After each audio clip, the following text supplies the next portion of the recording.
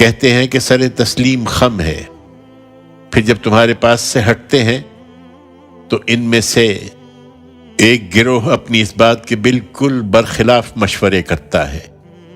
ان کی یہ تمام سرگوشیاں اللہ لکھ رہا ہے، سو ان سے اعراض کرو اور اللہ پر بھروسہ رکھو، اور جان لو کہ اللہ بھروسے کے لیے کافی ہے۔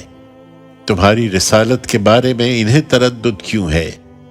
پھر کیا یہ لوگ قرآن پر غور نہیں کرتے؟ اگر یہ اللہ کے سوا کسی اور کی طرف سے ہوتا تو اس میں وہ بہت کچھ اختلاف پاتے۔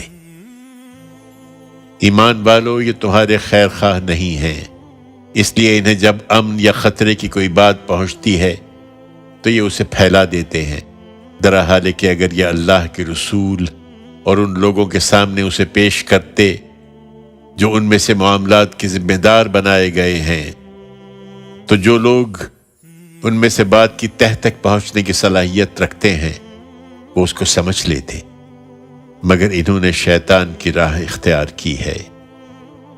اور اگر تم پر اللہ کا فضل اور اس کی رحمت نہ ہوتی تو تھوڑے سے لوگوں کو چھوڑ کر تم سب شیطان کی پیروی کرتے۔